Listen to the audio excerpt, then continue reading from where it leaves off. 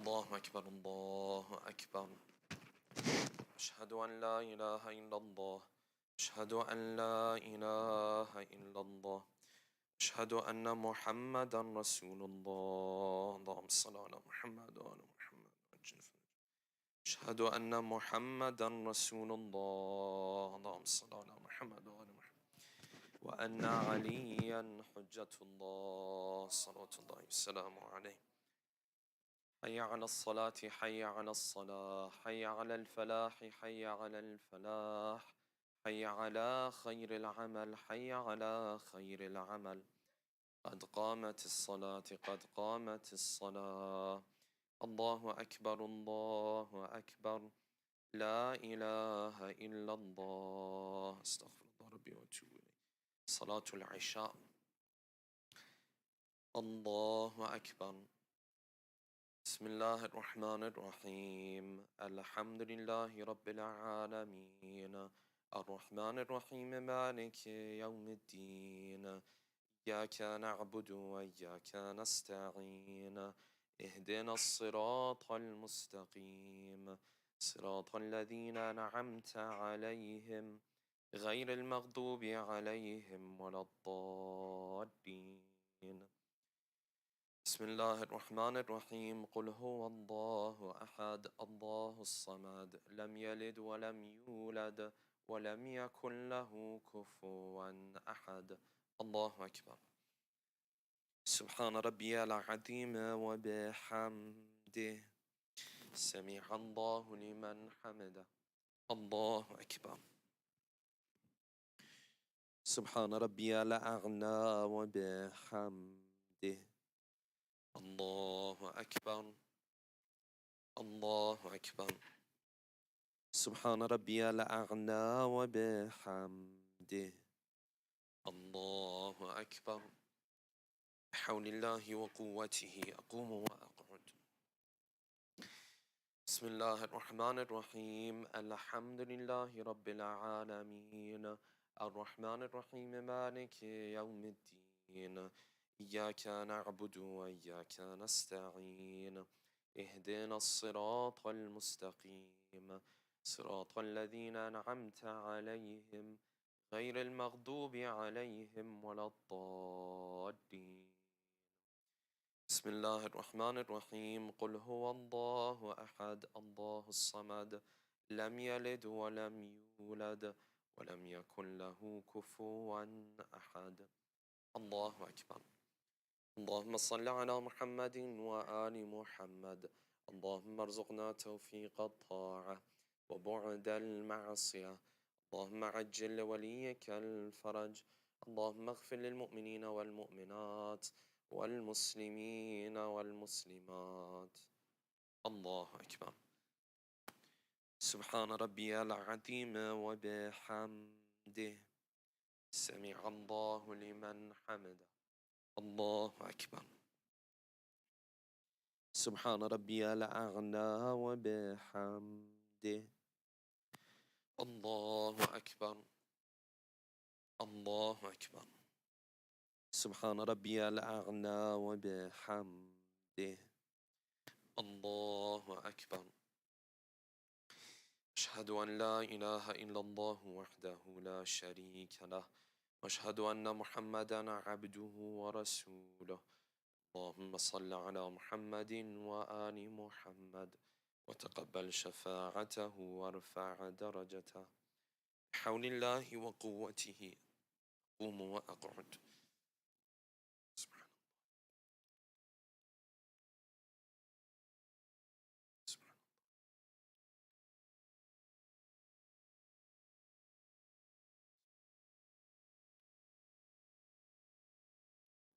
الله أكبر.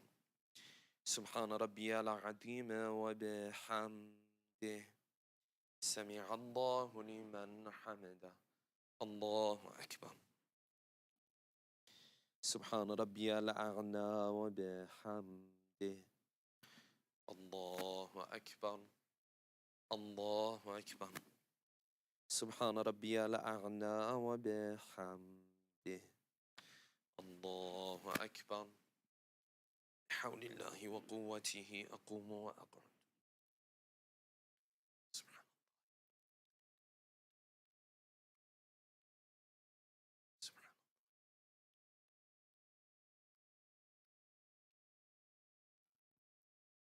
الله أكبر. سبحان ربي العظيم وبحمده. سمع الله لمن حمده. الله أكبر. سبحان ربي الأعلى وبحمده. الله أكبر. الله أكبر. سبحان ربي الأعلى وبحمده. يا لطيف ارحم عبدك الضعيف. الله أكبر. بسم الله وبالله الحمد لله. أشهد أن لا إله إلا الله وحده لا شريك له، وأشهد أن محمدا عبده ورسوله. اللهم صل على محمد وآل محمد. السلام عليك أيها النبي ورحمة الله وبركاته. السلام علينا وعلى عباد الله الصالحين. السلام عليكم ورحمة الله وبركاته. الله أكبر. الله أكبر. الله أكبر.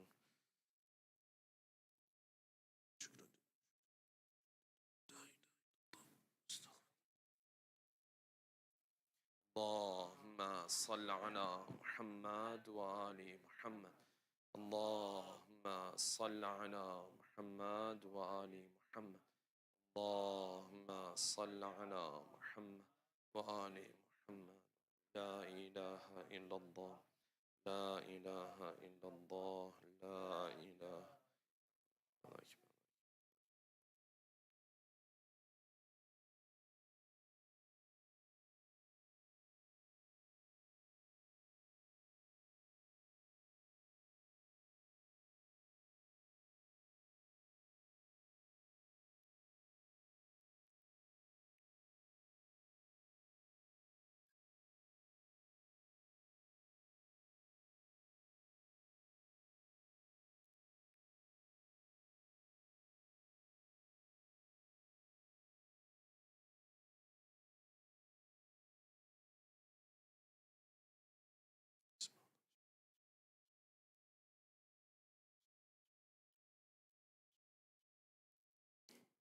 Let's recite Dua Imam Zamana all together.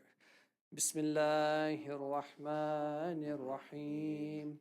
Allahumma kulli waliyika al-Hujjat ibn al-Hasan salawatuka alayhi wa ala abai fi hadhihi as-sa'a wa fi kulli sa'a وليا وحافظا وقائدا وناصرا ودليلا وعينا حتى تسكنه أرضك توعا وتمتعه فيها طويلا برحمتك يا أرحم الراحمين. اللهم صل على محمد وآل محمد وعجل فرجهم.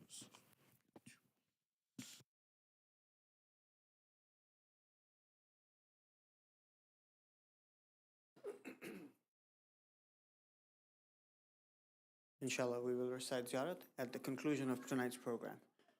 Allahumma salli ala Muhammad wa ali Muhammad wa ajil farajahum.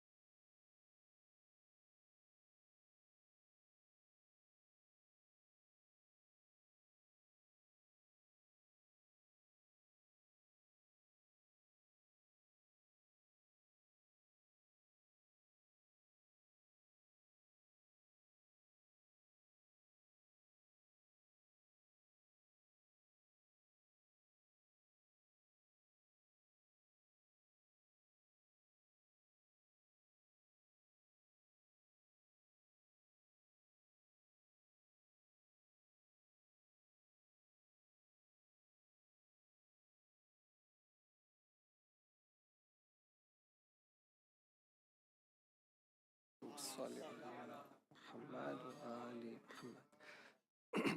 أعوذ بالله من الشيطان الرجيم. بسم الله الرحمن الرحيم. يا أيها النبي اتق الله ولا تطع الكافرين والمنافقين إن الله كان عليما حكيما. واتبع ما يوحى إليك من ربك إن الله كان بما تعملون خبيرا. وتوكل على الله وكفى بالله وكيلا. ما جعل الله لرجل من قلبين في جوفه وما جعل أزواجكم اللائي تظاهرون منهن أمهاتكم وما جعل أدعياءكم أبناءكم ذلكم قولكم بأفواهكم والله يقول الحق وهو يهدي السبيل. ادعوهم لآبائهم هو أقسط عند الله فإن لم تعلموا آباءهم فإخوانكم في الدين ومواليكم وليس عليكم جناح فيما أخطأتم به ولكن ما تعمدت قلوبكم وكان الله غفورا رحيما. النبي أولى بالمؤمنين من أنفسهم وأزواجه النبي أولى بالمؤمنين من أنفسهم وأزواجه أمهاتهم وأولو الأرحام بعضهم أولى ببعض في كتاب الله من المؤمنين والمهاجرين إلا أن تفعلوا إلى أوليائكم معروفا كان ذلك في الكتاب مسطورا. وإذ أخذنا من نبيين ميثاقهم ومنك ومن نوح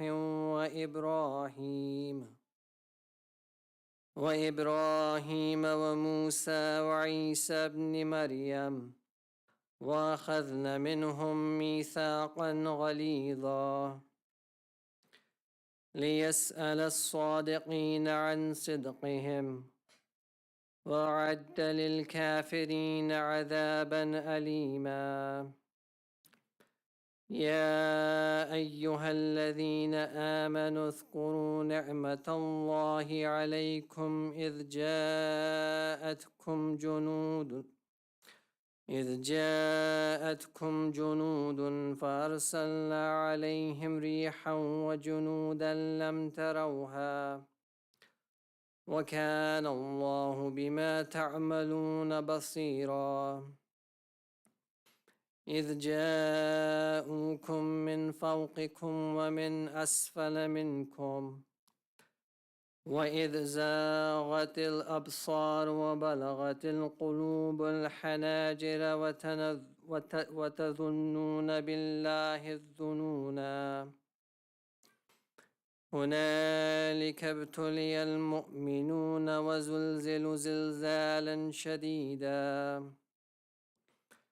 وإذ يقول المنافقون والذين في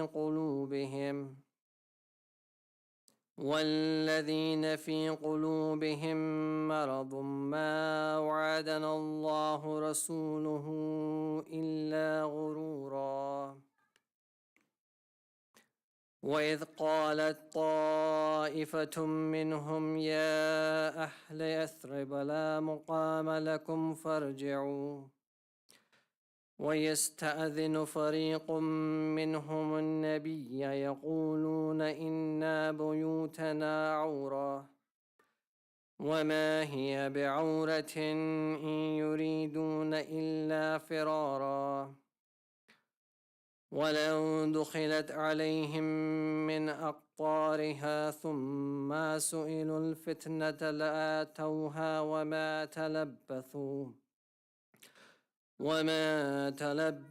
بها إلا يسيرا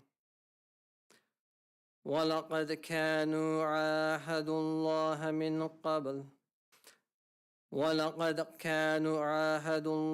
من قبل لا يولون الأدبار وكان عهد الله مسؤولا صدق الله العلي العظيم صلوات اللهم صل على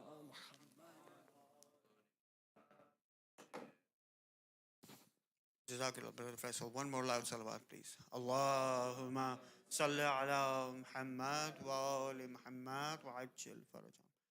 I would now like to request Brother Hassan Kanani to please come forward and recite some poetry with a loud salawat ala Muhammad wa ali Muhammad. Allahumma salli ala Muhammad wa ali Muhammad wa ajil farajam. Assalamu alaikum. Congratulations to us all on the birth of Imam Muhammad Baqir, as well as for the arrival of the blessed month of Rajab, and above all to congratulations to the Imam of our time. Bawazabulan salawat. Allahumma salli ala Muhammad wa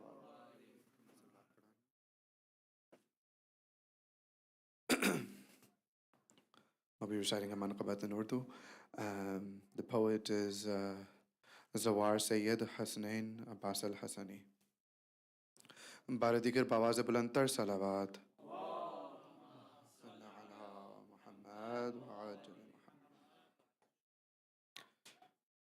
Khudai kaam chalaye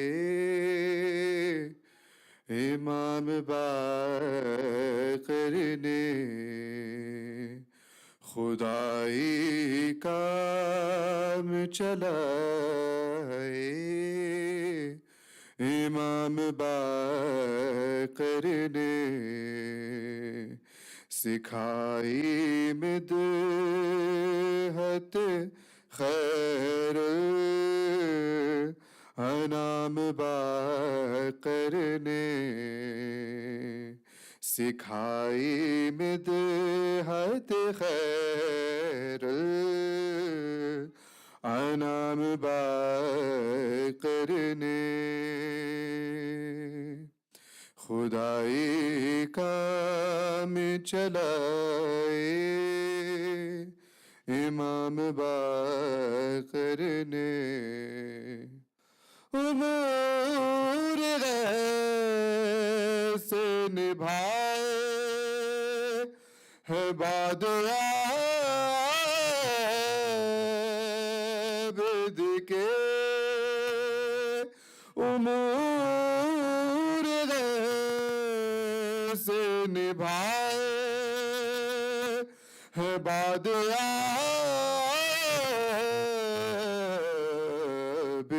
ke खुदा के दीन को बख्शा दवाम आबिद ने खुदा के दीन को बख्शा दवाम Baqir ने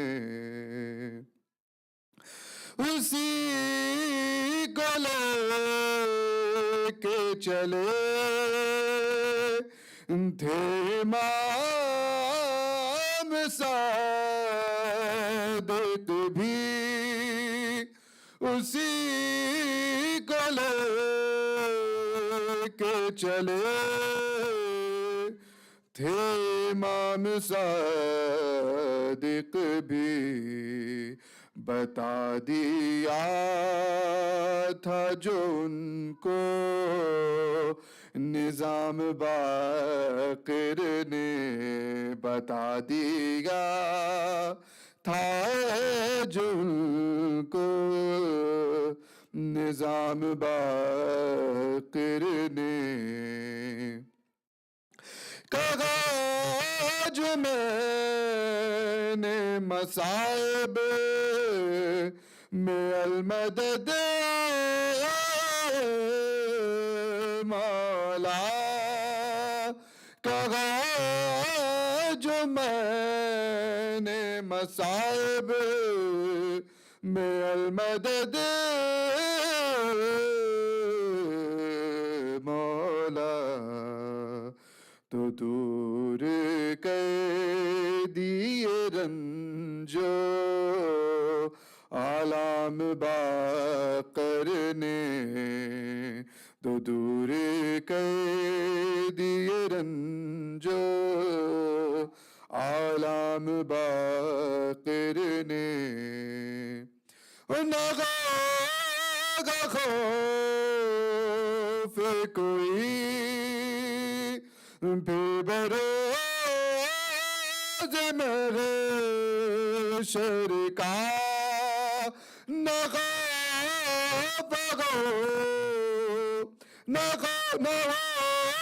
ہوگا خوف کوئی بے بروز محشر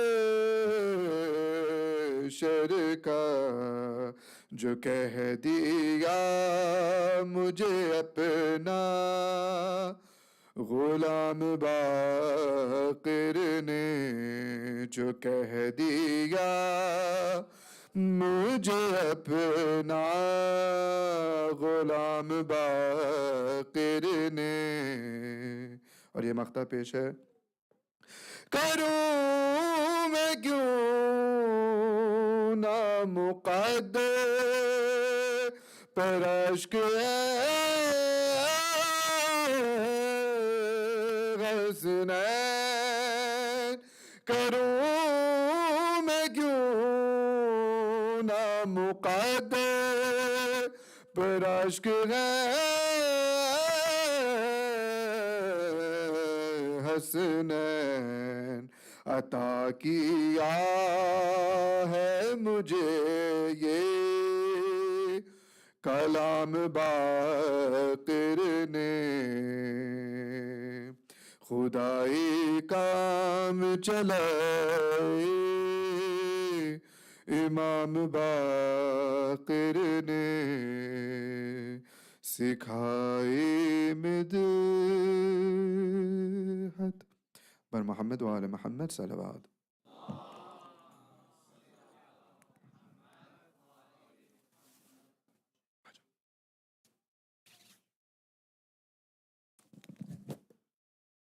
Jazakallah, Brother Hassan. One more loud salawat, please. Allahumma salli ala Muhammad wa ali Muhammad wa ajil farajam. Imam Baqir, the pure and wise, his teachings still live and rise. His knowledge and piety inspire, and his legacy will never expire. The fifth Imam, Baqirul Ulum, his wisdom shone like a bright full moon. His knowledge and kindness knew no bound. His legacy eternal and profound. Bar Muhammad wa ali Muhammad salawat. Allahumma salli ala Muhammad wa ali Muhammad wa ajil farajam. Respected Sheikh, elders, brothers and sisters in faith, Assalamu alaikum. Congratulations on to all Mu'mineen on the birth of our fifth Imam, Imam Muhammad Baqir, alayhi salam. Allahumma salli ala Muhammad wa ali Muhammad wa ajil farajam. Before I request the Sheikh to ascend the member, just a few reminders of upcoming programs and events. Tomorrow at 10 a.m., the Scouts are having their blue and gold ceremony here at CFK. Please join us for a celebration of PAC 1499's achievements Your presence will make this day special for our scouts and families. Next week, inshallah, Mizan Institute has organized a course with Ustada Fatima Meghji here in Dallas. You are requested to register for this paid course today. This is an in-person course only. Please visit mizaninstitute.org/Dallas for details and registration. This course discusses approaches to ethical dilemmas in the era of post-modernity, exploring some of today's most buzzworthy ethical conundrums on freedom of choice, gender theory, hijab, and human rights. This course is for sisters over the age of 17. Inshallah, Thursday, January 25th, we will be having the celebration for the birth of Amir al-Mu'mineen Ali ibn Abi Talib alayhi salam. Allahumma salli ala Muhammad wa ali Muhammad wa ajil farajahum. Here at CFK with our guest speaker, Sheikh Muhammad Saadi. Details for this program will be communicated over WhatsApp and email. Another reminder, Saturday, February 3rd at 1:30 p.m., we will have a exclusive healthcare fair for high school and college students here at CFK, where they are invited to engage with a diverse panel of healthcare professionals from doctors and dentists to nurses, surgeons, and more, all excited to share their unique journeys and experiences. They are also invited to stick around for an informal Q&A session at the end of the program, and it'll be their chance to connect one-on-one with these professionals, gaining insights and advice in a casual setting. As always, our event details are posted on our webpage, cfkdfw.org, where you can also subscribe to our newsletter and to our WhatsApp group. I would now like to request everyone that we recite a Surah Fatiha for the marhumin of tonight's program sponsors, and let's please also include our own marhumin and the marhumin of the Ummah. Bismillahir Rahmanir Rahim. Alhamdulillah.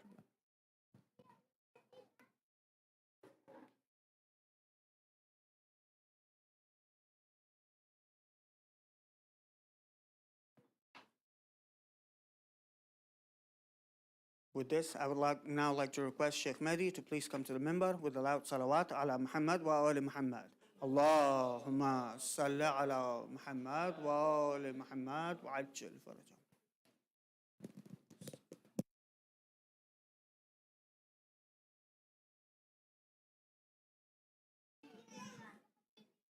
Thank you.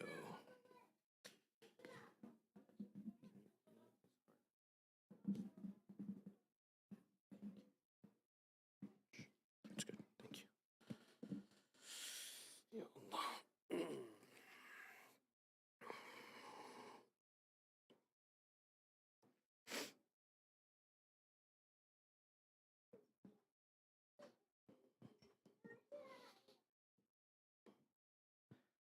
Aloud salawat, please. Allahumma salli ala Muhammad wa ala Muhammad wa ajil farajahum. Astaghfiruka wa atubu ilayh.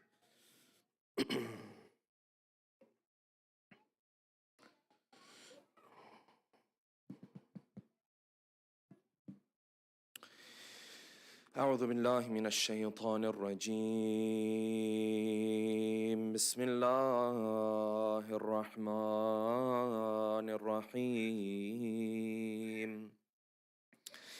الحمد لله الذي لا يبلغ مدحته القائلون ولا يحصي نعماءه العادون ولا يؤدي حقه المجتهدون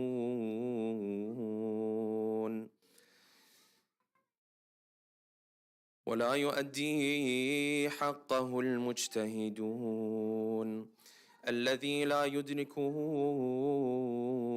بعد الهمم ولا يناله غوص الفطن الذي ليس لصفته حد محدود ولا نعت موجود ولا وقت معدود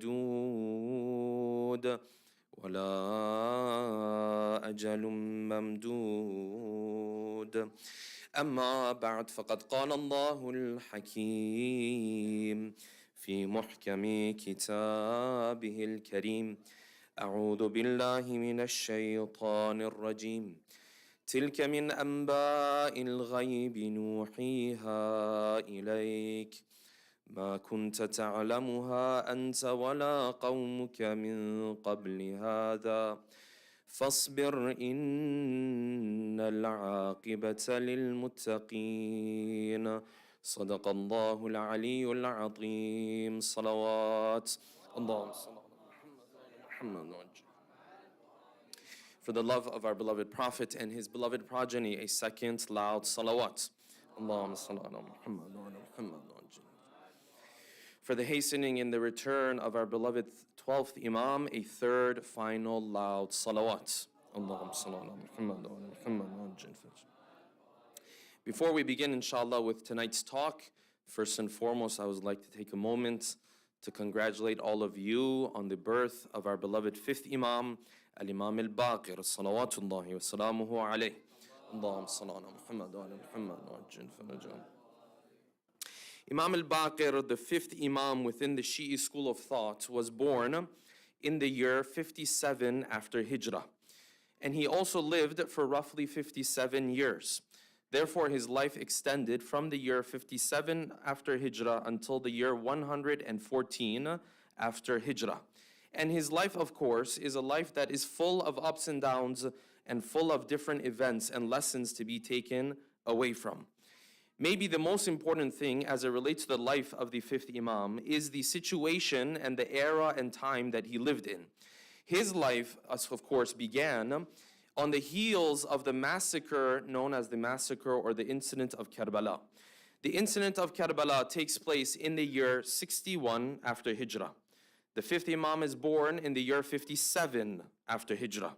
That puts his age at the time of the incident of Karbala and the 10th of Muharram, around the age of 3 or 4 years old. And hence the incident of Karbala, the massacre, and him accompanying this journey, as many Shi'i scholars have pointed out, is very critical and plays an important role in his life. He is a person who, from a very young age, amongst the first things that he witnesses is that massacre, and not just the massacre itself, but the follow-through and the aftermath of that massacre. Because after the day of Ashura took place, the calamities of the Ahlul Bayt did not end. Then the captivity of his own father began, going through the cities of Kufa and later to Sham until the martyrdom of his own father.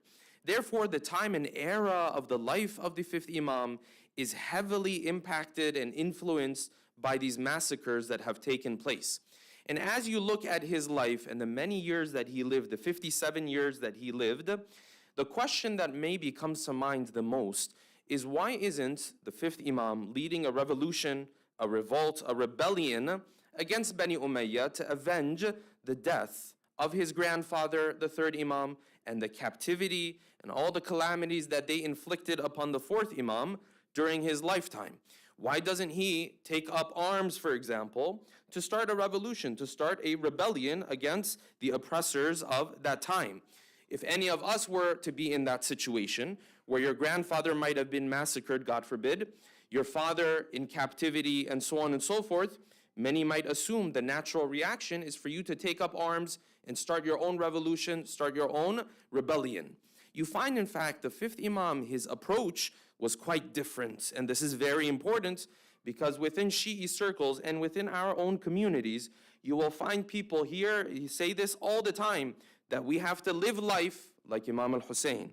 We have to approach life the way the third Imam approached life.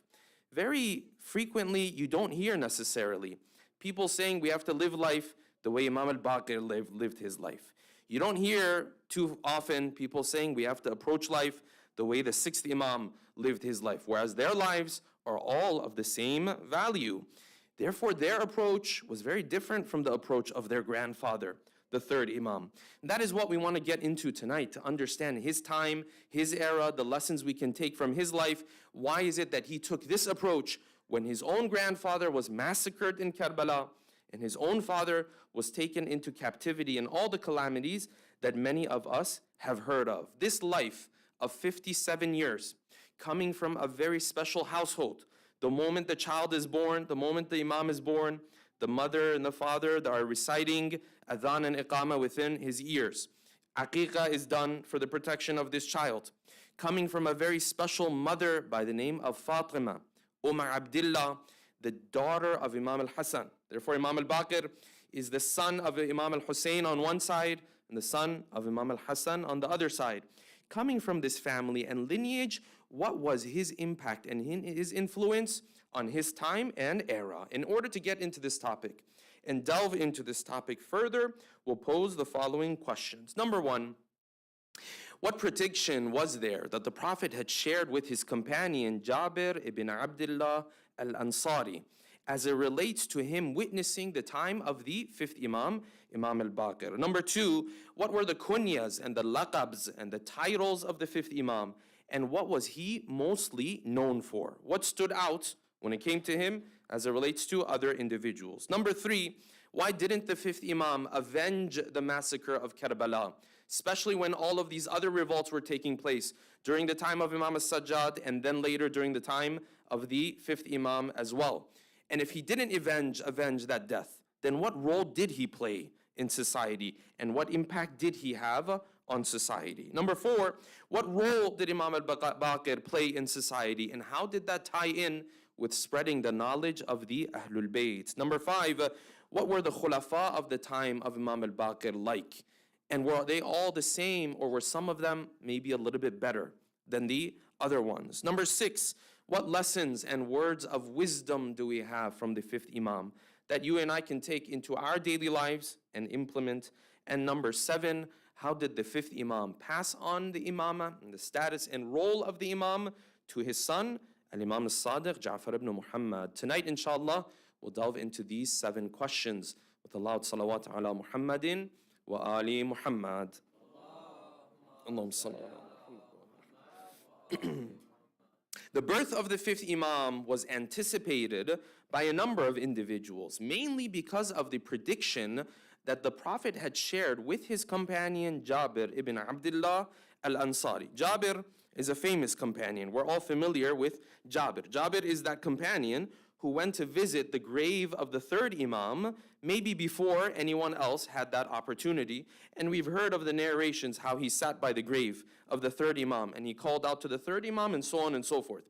Jabir therefore had a very long life. He had the opportunity to be alive during the time of the Prophet, be alive during the time of the first Imam, the second Imam, the third Imam, the fourth Imam, and also be able to witness and meet the fifth Imam as well. Hence you find the Prophet gave him this promise that you will not leave this world until you see of my children that child whose name is Muhammad ibn Ali. This is referring to the fifth Imam, the son of the fourth Imam. Hence we find in the books of Hadith this narration from the fifth Imam himself. He says, I went to visit Jabir ibn Abdullah. When I went to visit him, he heard someone was approaching him. He asked, who are you? For those who know, in history, Jabir, at one point, he lost his eyesight. That is why in those narrations, when he went to visit in the grave of Imam al-Hussein in Karbala, the narrations say there was someone beside him walking him on that path. He called out, who are you? He said, I am Muhammad ibn Ali. I am al-Baqir. So Jabir responded to him. He said, come closer. Udnu minni. The Imam says, when I came closer to him, he bent down to kiss my hand. Now you can imagine, Imam al-Baqir at this point is not even an adult. This is like a child now. And now this old man who's lost his eyesight is bowing down to kiss the hand of this little child. This is the status of this Imam. He bowed down, he kissed my hand, and then he wanted to bow down further to kiss my feet, and I pulled my feet back. And I said, what is this that you're doing? He said, you are the one that the Prophet promised me about. You are the one that the Prophet told me I would not leave this world until I come across one of his children by the name of Muhammad ibn Ali. Your grandfather sends you his salams, because he's the one who witnessed living with the Prophet said, when you meet my grandchild, أقرئه السلام عني. Send my salam to my grandchild, the fifth Imam. And so he does this. And Jabir said, the Prophet told me I would meet you and that I would get to know you as the one who carries a wisdom and a knowledge that no one else carries with himself. And these two became the characteristics that Imam al-Baqir was constantly known for. When you look at the laqabs and the kunyas of the fifth Imam, the kunya was Abu Ja'far. And this is the only kunya that he had. Al-Qab, there were many. Other titles, there were many. But of the most important of them was Al-Baqir, the one who splits knowledge, the one who goes deeper into knowledge. He doesn't have a superficial understanding of knowledge. He goes deeper into knowledge and he splits this knowledge. This is how the life of the Imam begins. As he is growing up, the fourth Imam continuously makes it clear in different interactions that after I am gone, it is my son Muhammad who will be in charge. This was very crucial. Why? Because during this time, the Imam also had other children. Of those children was a child by the name of Zayd ibn Ali. Zayd, the son of Imam al-Sajjad. He later started a revolt of his own. And from his ideology came a school of thought that is known as the Zaydi school of thought, one of the three branches of Shiism that still lives until today, though it is a minority within the Shia school of thought, is the Zaydi school of thought. But this is why the fourth Imam made it very clear that of my children, it is Muhammad who will be the one who will continue the prophethood, or the imamah rather. That is why at the final moments of the life of Imam al-Sajjad, he gathered all of his children and all of his relatives, and in their presence, he pointed to his son, the fifth Imam, and he said, "O Muhammad, go and take that chest that is sitting there." The chest that the Imam used to carry with himself is a chest that carried certain objects that only an Imam carries with himself. Amongst those is the weapon of the Prophet. Amongst those is the armor of the Prophet and other items. In a multitude of narrations, you find the Ahlul Bayt point this out, that the Imam always carries the weapon of the Prophet. And that when the 12th Imam returns, he will carry with him the weapon and the personal items of the Prophet as well. Like this, Imam al-Sajjad then passes on imamah to Imam al-Baqir. From the year 95 until the year 114, the period of imamah of the fifth Imam now begins. Okay, the challenges that are ahead of the Imam. There are two major challenges that pop up here. The first of those challenges is the challenge of maneuvering the situation with the Khulafa. The Khulafa are individuals who have now turned the status of being a successor of the Prophet into being a king. During the time of the first three caliphs, the status seemed to be understood as you're representing the Prophet.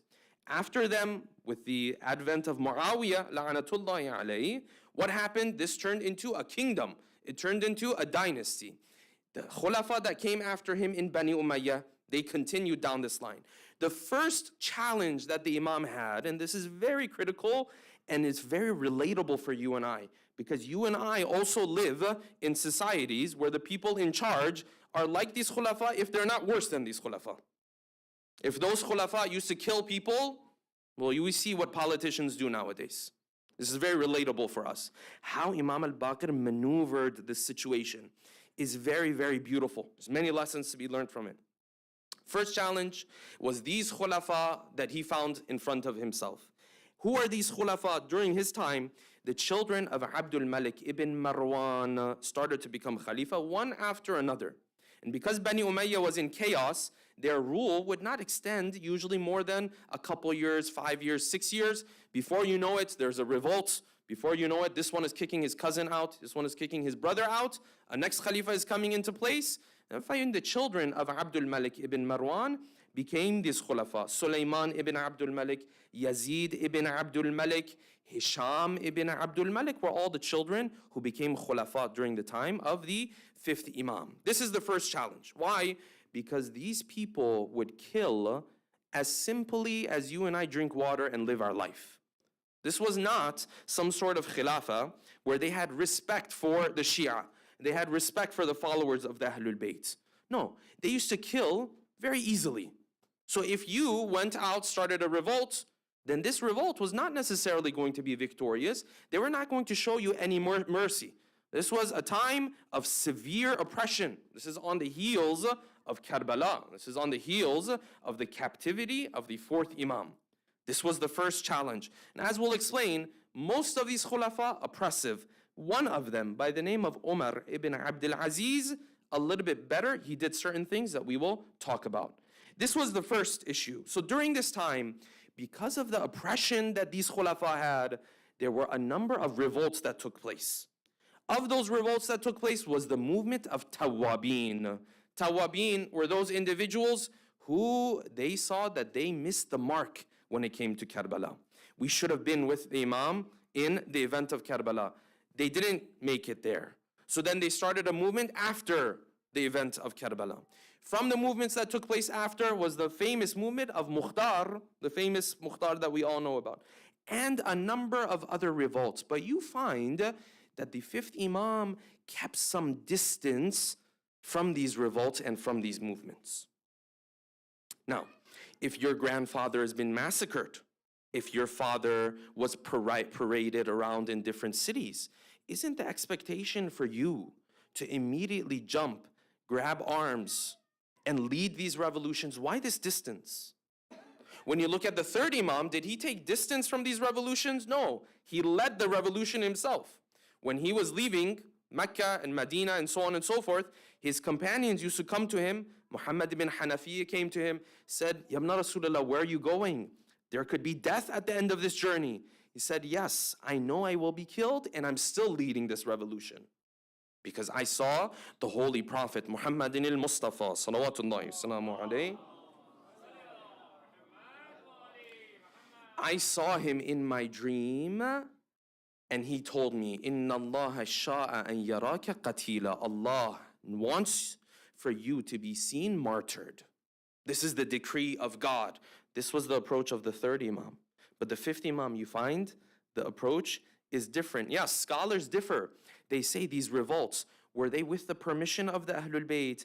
Were they not with the permission of the Ahlul Bayt? There's dispute here. Regardless, what's very clear is Imam al-Baqir did not lead a revolution the way his grandfather led a revolution. So it's very clear that the times are different. The era is different. And this idea, remember this line is very important. This idea of leading a revolt and a revolution is not for every single situation. The children of Imam al-Hussein, many of them did not do this. And they are ma'soom and they are infallible. So they must know something that they didn't always take this approach. So this was the first challenge, was these oppressive khulafa that they had. The second challenge that the Imam dealt with was the wrong ideologies that started to spread within the Muslim ummah. Why? Two reasons. First of all, you're getting further and further away from the time of the Prophet. Whatever the Prophet was preaching, people are beginning to forget. Now, in our school of thought, you have an Imam who's supposed to revive the teachings of the Prophet. In other schools of thought, you don't have someone who speaks on behalf of the Prophet. So whatever you remember from the Prophet is whatever you remember. There's no one else to come and tell you, no, you got this one wrong. This is how the Prophet used to do things.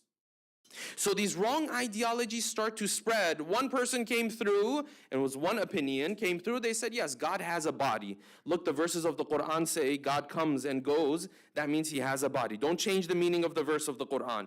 Even today, within the Sunni school of thought, a very minority denomination does believe in this, that God does have a physical presence. I know it's something for you and I difficult to even think of, but this is a reality.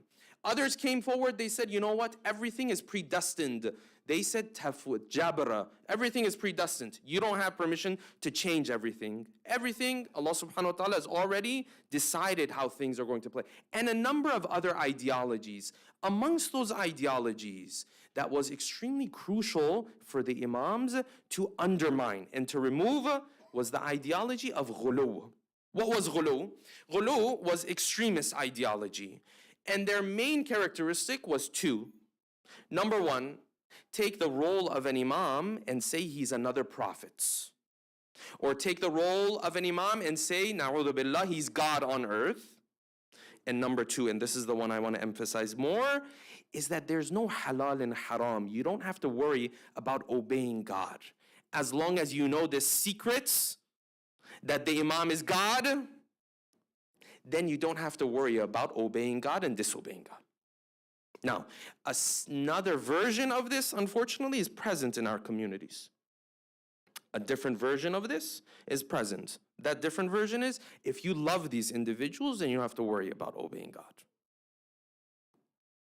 The love of Ali is something that no sin will ever hurt you as long as you have it, as the poet says. Okay, there's a version of this within even our own communities. When we do poetry, sometimes you'll see this version starts to come out more and more. And this is something that the Ahlul Bayt were very serious about. Of those movements was the movement of Mughayriyya. Mughayra ibn Sa'id was one of those individuals who was ghali. He started out as Shia. Slowly, he started to upgrade his message, yes? Slowly, he added upgrades. So slowly, he said, by the way, this Imam al-Baqir, he says he's an imam and he's a human being, yes? But in fact, he's God. I'm his messenger. I'm the one who speaks on his behalf. Okay, so what does this mean practically? Practically, you don't have to obey God. If you accept this secret, your pathway to heaven is clear. You don't have to worry about it. So you find Imam al-Baqir heavily attacked this ideology, and hence you find a narration in Al-Kafi known as Hadith al-Shia, the Hadith of the Shia.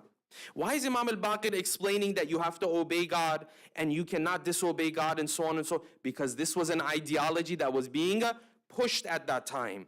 So you find Imam al-Baqir in Al-Kafi. He is speaking to Jabir. This is different from Jabir ibn Abdullah al-Ansari. This is another companion of his, Jabir ibn Yazid al-Ju'fi. He said the following, and this hadith all of us have to remember. Volume 2 of Al-Kafi.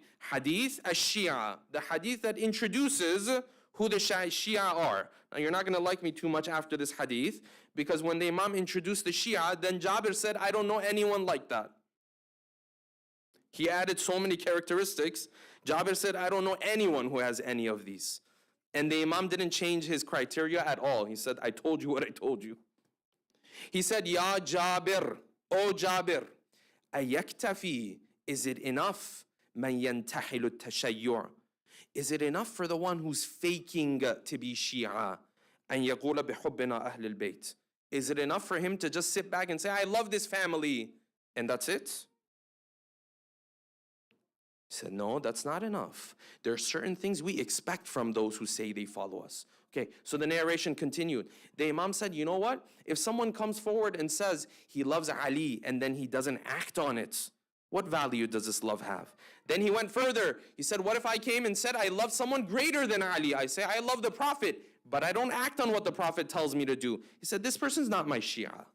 Then the Imam began to explain who his Shia are. He said, Fawallah, by Allah, our Shia are only those, illa man ittaqallah wa ata'ahu, the one who fears God and the one who obeys Him. So how does it mean that they obey Him? وَمَا كَانُوا يُعْرَفُونَ يَا Jabir, and those Shia, this is how you get to know them. This is the scary part for you and I.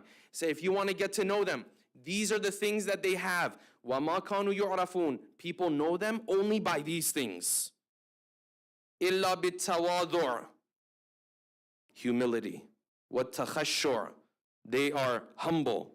وَالْأَمَانَةِ, when you entrust them with something, you're not worried he's going to go share your secret with anybody else. وَكَثْرَةِ ذِكْرِ اللَّهِ وَالصِّيَامِ وَالصَّوْمِ وَالصَّلَاةِ وَالْبِرِّ بِالْوَالِدَيْنِ, they do kindness to their parents. وَالتَّعَاهُدِ لِلْجِيرَانِ, they have their neighbors back. They check on their neighbors. وَالْفُقَرَاءِ وَأَهْلِ الْمَسْكَنَةِ, he continued. وَالصِّدْقِ الْحَدِيثِ, when they speak, they only speak the truth. وَتِلَاوَةِ الْقُرْآنِ, Quran is part of their life. وَكَفِّ الْأَلْسُنِ عَنِ النَّاسِ إِلَّا عَنْ خَيْرٍ, anytime they speak about somebody else, they say something good. Otherwise, they stay quiet. He continued, and he said, وَكَانُوا, and this is the one that summarizes all of this. وَكَانُوا أُمَنَاءُ عَشَائِرِهِمْ, he said, this person, the way people know him, is the person that everyone goes to when they're in need. They are the individuals that others trust. They are the individuals that others turn to. Umana, Amin. Yes? You know, in every community, there's certain individuals, yes? Everyone knows them to be people of piety. Everyone knows them that, you know, this person, he's helpful. If you're stuck, if you need something, if you're in a difficult situation, this is the person you go to. The Imam said these are how our Shia are known. So poor Jabir is sitting there and hearing this. So Jabir turns around to the fifth Imam. فقال جابر فقلت يا ابن رسول الله. I said, oh, grandson of the Prophet, ما نعرف اليوم أحدا بهذه الصفة. I don't know anyone who has these characteristics today. So the Imam didn't take away his criteria. He said, Jabir, I told you what I told you. These are the characteristics of our Shia. And let me go further. لَيْسَ بَيْنَ اللَّهِ وَبَيْنَ أَحَدٍ قَرَابَةٌ. God is not friends with anyone. God doesn't have favorites. You know what that means? Oh, because I'm from this family, I love this family, I can do whatever Allah subhanahu wa ta'ala. The Imam said, لَيْسَ بَيْنَ اللَّهِ وَبَيْنَ أَحَدٍ. He's not relatives with anyone. He's not buddy-buddy with anybody. And then the Imam added this, وَمَا مَعَنَا بَرَاءَةٌ مِّنَ النَّارِ. He said, and don't live your life thinking that we carry with us a protection from hellfire.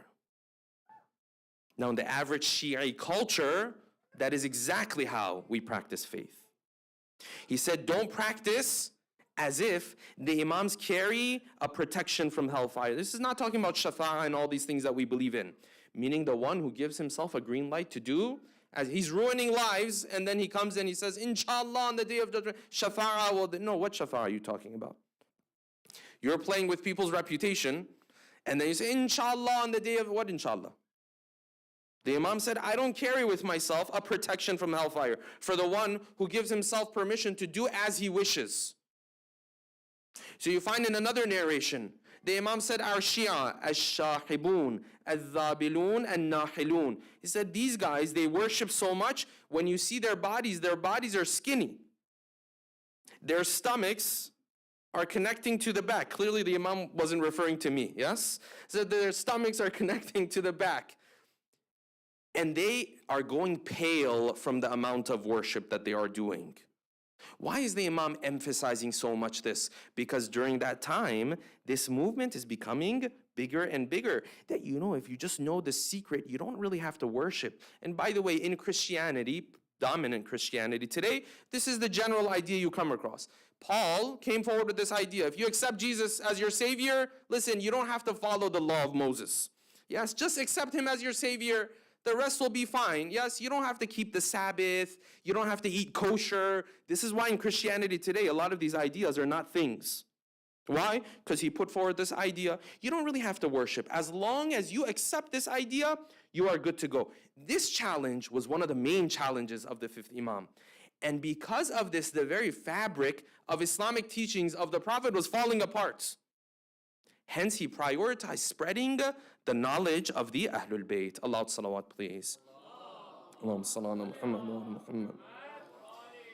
The second challenge, the challenge of the Khulafa that we partially spoke about. Amongst these Khulafa, many of them were extremely problematic. One of them from Bani Umayyah, that other Imams had spoken of, that he would one day come and would be a lot less evil compared to the other Khulafa, was a Khalifa by the name of Umar ibn Abdul Aziz. This individual, who had a Khilafah for 2 years only, very short period of time, was different from his fathers. He was different from the children that came from him as well.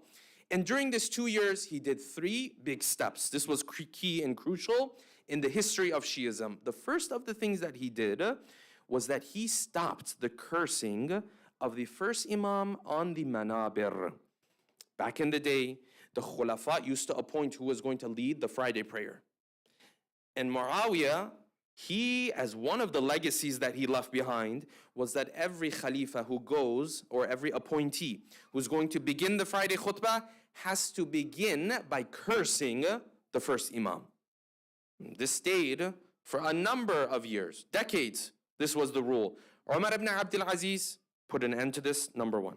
Number two, the second thing that he did was that he allowed people to begin to write the narrations and the hadith of the prophets. Number three, he returned Fadak to Bani Hashim. These were the three critical steps that he took. But immediately after he passed away, within 2 years, the next Khalifa came into the picture, and the next Khalifa was a very harsh one, Hisham ibn Abdul Malik. When Hisham came into the picture, he became very harsh with the Ahlul Bayt, and he became very harsh with the family of the Prophet as well. And this is why you find the disrespect that he showed to Imam al-Baqir and the way he used to criticize Imam al-Baqir. He, of course, was living in Sham, in Damascus. Imam al-Baqir is living in Medina. So there's quite a bit of a distance between them. But out of his disrespect, and because he wanted to pressure the Imam, he ordered his people to go and bring Imam al-Baqir all the way from Medina, all the way to Damascus. His role in this, his goal in this, was to belittle the Imam, was to show the Imam that he doesn't have any role to play. So he brought the Imam from Medina all the way to Damascus. And he had made a plan that when we bring him into the courtyard, I'm going to attack him. And I'm going to tell him that he is the one who disunites the believers because him and his fathers have a claim to khilafah. You're disuniting the ummah. He spoke with the people around him. When I attack him, you attack him too. You criticize him too. We're going to put him in his place. So the Imam came, entered into the courtyard. Hisham ibn Abdul Malik went off. Hisham turned to the fifth Imam. He said, you and your fathers are problematic. You and your fathers disuniting the ummah. You and your fathers, every day I hear you want to take over khilafah, you want to do this, you want to fear God. What is this that you're doing? So then the people around Hisham, they also started to attack the Imam, and the Imam stood there quietly. He waited for them to end. Finally, when they were done, the Imam asked them a simple question. He said, Aina tadhabun? What are you guys doing?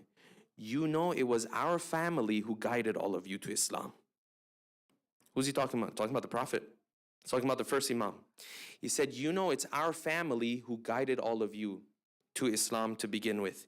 And you know at the end of times, the Mahdi will come from our family. What are you talking about? We're disuniting the Muslim Ummah. Everyone turns quiet. And then the Imam said this. You see, this is very important. This is how the Imam maneuvers dealing with someone who's drunk with power. He looked at him. He said, today you have power and authority. And tomorrow we will have power and authority. Except the difference is, after our power and authority, there's no more power and authority. Because when the Mahdi comes, there's no more kingdom after his power and authority. Yes, today you have power. Today you decide what to do. The Imam, he is making it clear that, listen, you have control right now. You've called me all the way from Medina. You've disrespected. Yeah, this is the power that you have. This is God's test for you. But no, today is your day. Tomorrow will be our day. Tomorrow, Allah subhanahu wa ta'ala will put those in charge who are supposed to be in charge. And then he added the verse that we started the lecture with, وَالْعَاقِبَةُ لِلْمُتَّقِينَ. And the final victory will always be for those who are God-fearing.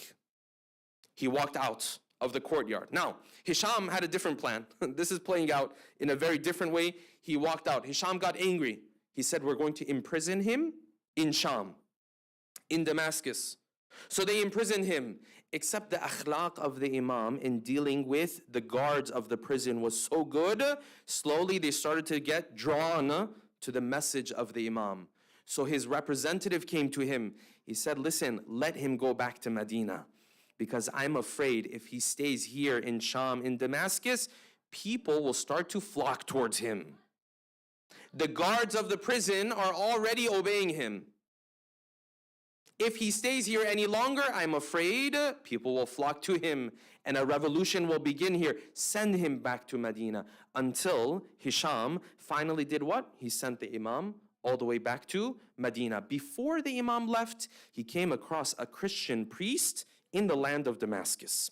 And the Imam himself narrates this, that I entered into the gathering and everyone had gathered to benefit from the knowledge of this Christian scholar. And the Christian scholar saw me walk in and he could tell I'm different from the others who have walked in. He looked at me, he said, are you from the scholars? Are you from people of knowledge? Or are you from people of ignorance? The Imam said, I am not from people of ignorance. This was his way of responding. So the Christian scholar immediately knew there's something different here. He said, listen, if you speak like this, I'm going to ask you some questions. He asked him a couple questions. He said, I've heard that your prophet says when people go to heaven, they eat and drink, but they don't have waste. In heaven, bodily functions doesn't exist in the sense that it does in this world. How is this possible? And the Imam gave an answer to him. It was rhetorical, of course, but he's responding to him in a way that he can understand and the other people can understand. Your prophet says people will eat and drink in heaven, but they won't have waste. How is this possible? And the Imam said, yes, the janeen that is in the womb, the baby in the womb, he eats and he drinks too. But supposedly it seems like he doesn't have any waste, no? And this scholar sat there and thought about this. This is, of course, a rhetorical answer. Yes, but that's the power of knowledge. Sometimes you answer in a rhetorical way. He continued, he said, I've heard in this heaven and hell that you speak of, people benefit from the blessings, but the blessings never end. He takes from the tree the fruit, but the fruit never ends. How is this possible? The Imam gave him a rhetorical answer. He said, yeah, like fire in this world, where when someone starts a fire, 100 people can come, take a piece of wood, and quote unquote, take fire from his fire, and nothing is lessened from the fire that he had to begin with. So this Christian scholar looked at him and he said, you told me you're not a scholar. And the Imam said, no, I told you I am not from the people of ignorance. He looked at the people around him and he told the other people there, I will not visit you anymore. You've brought this person here to humiliate me in front of all of you. I will no longer visit this group anymore. And the Imam now heads back to Medina. This knowledge that the fifth Imam carried with him was something that he was very unapologetic about. And the Ahlul Bayt were very clear about this. That's why you find in multiple narrations, they used to say, you can go to the west, you can go to the east. But true knowledge only comes from that house where Jibreel used to descend upon. Referring to his own house, referring to his own family. This knowledge, 3 categories it has. Knowledge as it relates to your aqeedah, your belief system. Knowledge as it relates to your day-to-day rules and your ahkam. How to pray, when you're praying, don't cross your hands, so on and so forth. And then also words of wisdom that we learn from our beloved fifth Imam. As the rest of the talk, we'll delve into some of the words of wisdom of our beloved fifth Imam with a loud salawat. Allahumma salli ala Muhammad wa ala Muhammad. Of those categories and common threads you find in his words is the importance of hard work. So this individual, the narrator of the hadith says, one day I was looking for the fifth Imam. And he doesn't refer to him as the fifth Imam. He just refers to him as Muhammad ibn Ali. Yes, he didn't look at him as an Imam. He says, I asked around to see if I could find him. They told me the Imam is out. He's working on his land. Yes, you can go and find him there. He says, I went out and I saw heat. It's hot. The sun is shining and he is working. And with him, he has other people who are working too, but he is sweating. And I looked at myself and I thought to myself, what kind of spirituality is this? You're out here in the middle of the day working hard for the pleasures of this world. This is not spirituality. This is not how the Prophet told us to live life. You're out here trying to make money and trying to make deals and trying to get transactions going and all of this kind of stuff. This is the equivalent, if you were working on your land, this is the equivalent of that. So he says, as I came closer, I thought to myself, you know what? I came to ask the wrong person. I came to get guidance on spirituality. I'm dealing with a person who's putting himself through all this trouble just to make extra money. He says, as I came closer, I turned to the Imam and I told him, you're a sheikh, you're older in age. Isn't it enough for you to set aside all of this and move on with life? What is this? Putting yourself through trouble just to make more money. Don't you fear God if the time of your death comes and you die in this state? You should be dying in a state of salat or fasting or something like that. Dying in a state of you're working hard. Don't you fear God? And then the Imam turned back to him.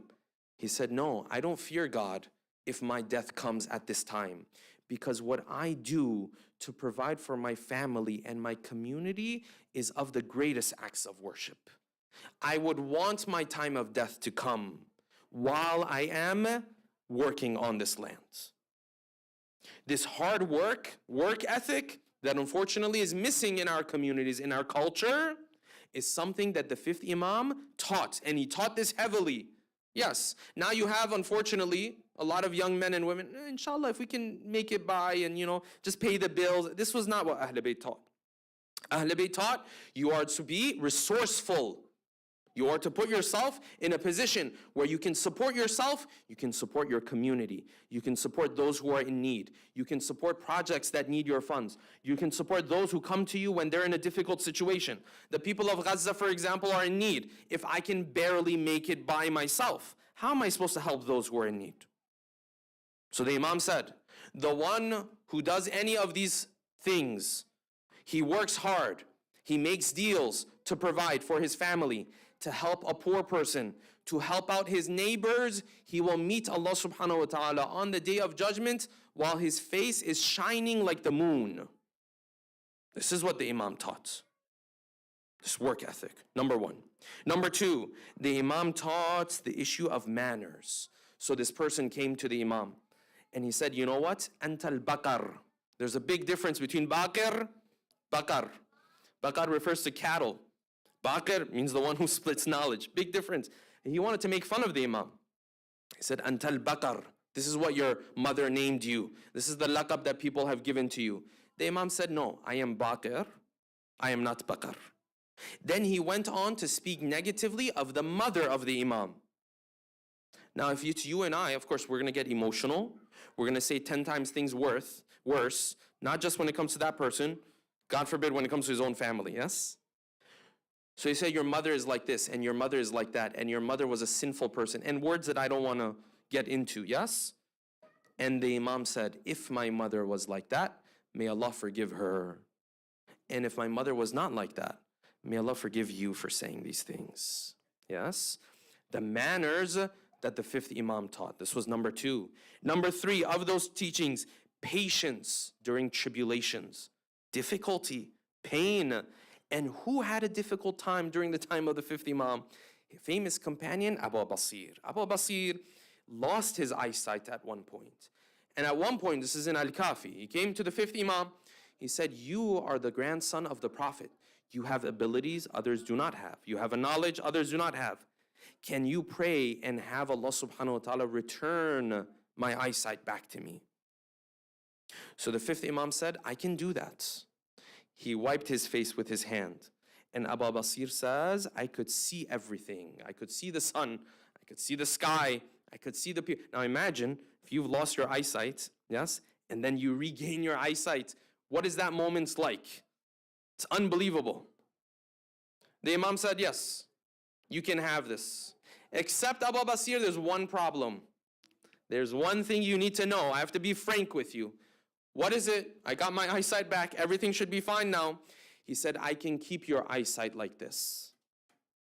Except on the day of judgment, you're going to lose the privilege you have in the eyes of God. God's going to deal with you the way he deals with everyone else. Because everyone else had eyesight too. Now you have eyesight. You don't get that special forgiveness of God. You don't get the special privilege of God. You don't get the easy hisab on the day of judgment. Right now, if you go without eyesight, easy hisab. Because you're dealing with difficulty. He said, make your choice, Abu Baqir. Keep your eyesight, and on the day of judgment, be held accountable the way everyone else is going to be held accountable. Or lose your eyesight, and on that day, have an easy hisab, and make your way towards heaven. And Abu Basir said, take away my eyesight. I would rather have an easy hisab on that day. This is Abu Basir is a special companion. None of us would be able to do something like this, yes? Number 3 was patience during tribulations, the Imam taught. And number 4, and the final of those, was that the Imam taught, especially within the believers, the way they treat themselves. He said, the one who takes care of a yatim, of an orphan, and the one who shows kindness to anyone who is weak, and the one who shows kindness to his parents on the day of judgment, Allah subhanahu wa ta'ala has a special place for him in heaven. These were the teachings of Imam al-Baqir. The life of Imam al-Baqir now comes to an end. He gathers the relatives and he tells the 6th Imam, Imam Ja'far al-Sadiq, to now bring other individuals who can bear witness to the idea that he's passing on imamat from himself to his son Ja'far. This was very critical.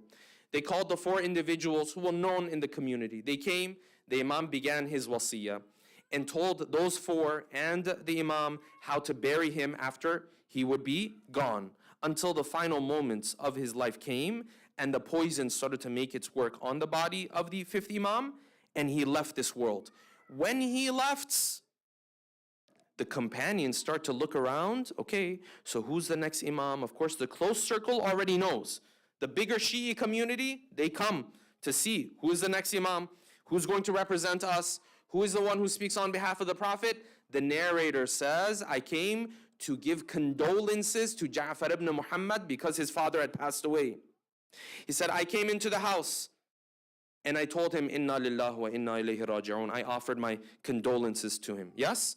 Then what happened? He says, then Imam al-Sadiq, yes, the 6th Imam, he looked at me and he started to speak on behalf of the Prophet all of a sudden. This is very critical. He said, the Prophet of God said, whoever takes half a date and gives it in the path of Allah, Allah will take that half of date, grow it in reward, and then return it to him back on the day of judgment. And he said, I paid attention when he used to speak. He never explained how he got this knowledge about the Prophet's sayings. He quoted the Prophet directly, the way Muhammad al-Baqir, even though he wasn't alive during the time of the Prophet, used to quote the Prophet directly. He said Imam al-Sadiq also used to quote the Prophet directly. The very fact he used to quote the Prophet directly, I knew this is the one who speaks on behalf of the Prophet. This is the one who has divine knowledge. Because when I was coming, I was thinking to myself, we lost the one who used to quote the Prophet directly. But now I see his son speaks on behalf of the Prophet, quoting him directly. Hence, he carries the knowledge that his father carried with him. And this is how one Imam passed on Imamah to the next Imam as the special family of the Ahlul Bayt. All 14 of them, one after another, played the roles that they played. We ask Allah subhanahu wa ta'ala to make us amongst those who truly walk in the footsteps of our beloved 5th Imam, inshallah. Let's take a moment to recite Surah Al-Fatiha for all of those who are no longer with us, for all of your marhumin and marhumat, and especially for the marhumin and marhumat of the sponsors of tonight's program, with a loud salawat ala Muhammadin wa ali Muhammad. Allahumma salli. Bismillah ar-Rahman ar-Rahim. Alhamdulillah Rabbil Alamin. إياك نعبد وإياك نستعين اهدنا الصراط المستقيم صراط الذين أنعمت عليهم غير المغضوب عليهم ولا الضالين. زيارة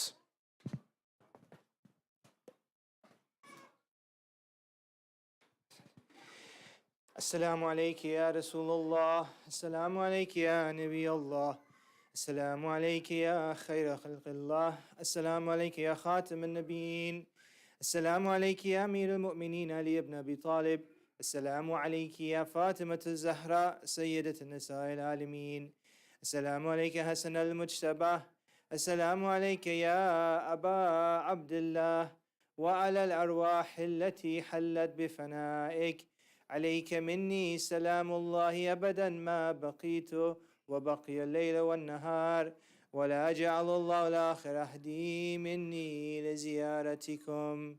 السلام على الحسين وعلى علي بن الحسين وعلى أولاد الحسين وعلى أصحاب الحسين.